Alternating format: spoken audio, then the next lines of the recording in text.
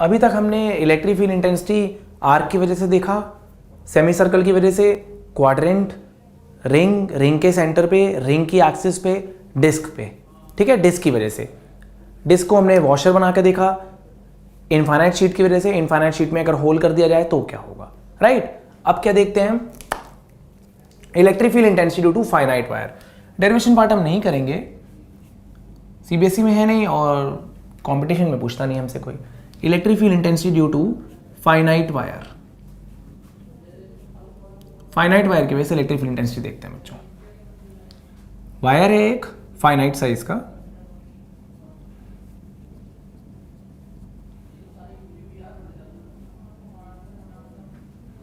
यहां से r distance पे हमें इलेक्ट्रिक फील्ड इंटेंसिटी निकालनी है। ये एंगल हमने θ1 मान लिया, ये एंगल θ2 मान लिया। तो P पॉइंट पे जो इलेक्ट्रिक फील्ड होगी, सिमेट्री तो है नहीं, θ1 θ2 अलग अलग हो सकते हैं। तो एक इलेक्ट्रिक फील्ड का component that will be perpendicular to the wire, ये होगा λ/4πε0 r sin θ1 plus sin θ2, right. और जो component that will be parallel to the wire वो होगा λ/4πε0 r cos θ1 minus cos θ2, λ/4πε0 r sin θ1 plus sin θ2 और λ/4πε0 r cos θ1 minus cos θ2। Finite wire, finite wire के फॉर्मूले से हम देखते हैं अगर वायर सेमी इनफाइनाइट हो जाए तो क्या होगा, सेमी इनफाइनाइट। तो इसमें हम देखते हैं semi infinite wire. Semi infinite wire अगर होगा तो हम क्या करेंगे, कुछ इस तरह से बनाएंगे उसका डायग्राम।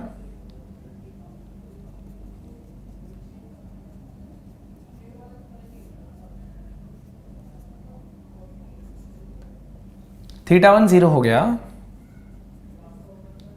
और θ2 बहुत बड़ा हो गया, बहुत बड़ा। θ2 अप्रोचेस टू 90 डिग्रीज। तो इलेक्ट्रिक फील्ड के कंपोनेंट्स क्या होंगे, देखो, एक परपेंडिकुलर कंपोनेंट और एक पैरेलल कंपोनेंट। परपेंडिकुलर कंपोनेंट क्या होगा, λ/4πε0 r sin θ1 sin 0 sin θ2 sin 90, तो 0 plus 1, this will be λ/4πε0 r। Parallel component कितना होगा बच्चों, देखो, λ/4πε0 r cos θ1 is cos 0 degree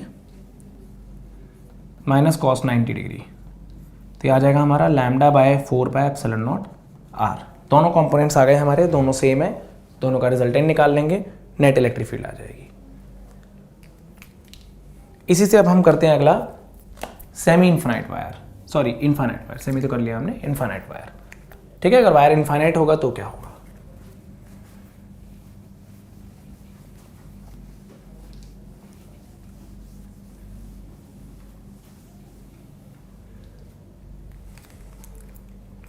अगर वायर हो जाए इनफाइनाइट, तो ये वायर है हमारा infinite,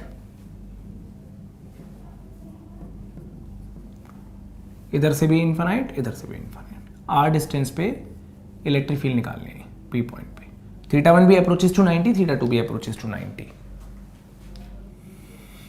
perpendicular component λ/4πε0 r sin θ1 भी 90 है, देखो बहुत बड़ा एंगल है, अप्रोचेस टू 90, θ2 भी अप्रोचेस टू 90, तो sin 90 प्लस sin 90, ये हो जाएगा हमारा 1 + 1 2,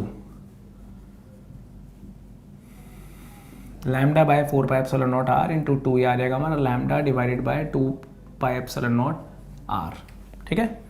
और इलेक्ट्रिक फील्ड का पैरेलल कंपोनेंट क्या हो जाएगा हमारा, λ/4πε0 r cos 90 माइनस cos 90, तो 0 ही होता है, तो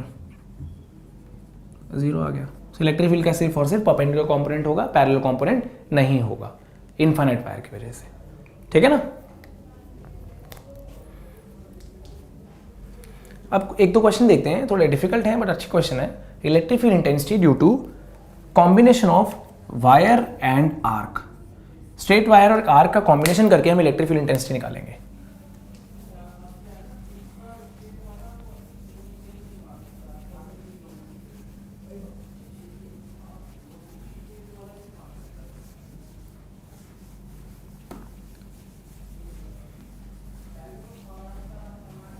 देख लो बच्चों आगे, टॉपिक 2 है हमारा electric field intensity due to combination of electric field intensity due to combination of linear charged wire and arc, और एक आर्क होगा, ठीक है। जैसे एग्जांपल देखते हैं कुछ इस तरह का। सेमी इनफाइनाइट वायर है बच्चों, सेमी सर्कल है, फिर से सेमी इनफाइनाइट वायर है। इस पॉइंट पे इलेक्ट्रिक फील्ड इंटेंसिटी निकालनी है। तो देख लो, ये चार्ज मान लेते हैं,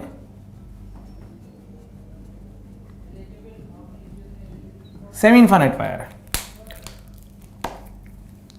पहला, दूसरा और तीसरा। हम तीनों की वजह से इलेक्ट्रिक फील्ड इंटेंसिटी निकालते हैं, जो ऑलरेडी अभी हमने फॉर्मूले सीखे हैं।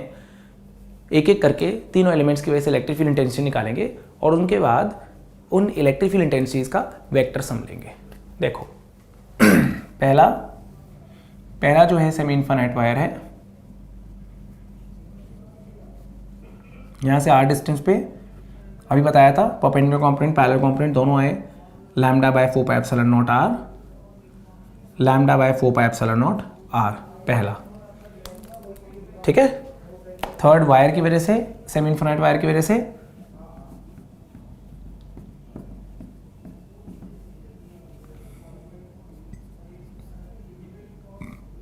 परपेंडिकुलर पैरेलल, ठीक है ना, lambda by 4 pi epsilon naught r, lambda by 4 pi epsilon naught r, ठीक है ना। भाई यहां रखोगे कूलम का चार्ज तो ये वाला वायर उसे ऐसे रिपेल करेगा, यहां रखोगे कूलम का चार्ज तो ये वाला वायर ऐसे रिपेल करेगा, ऐसे। तो इसके लिए ऐसे आएंगे कंपोनेंट्स, इसके लिए ऐसे आएंगे कंपोनेंट्स, ठीक है ना। सेमी सर्कल के लिए देख लेते हैं, सिर्फ सेमी सर्कल के लिए।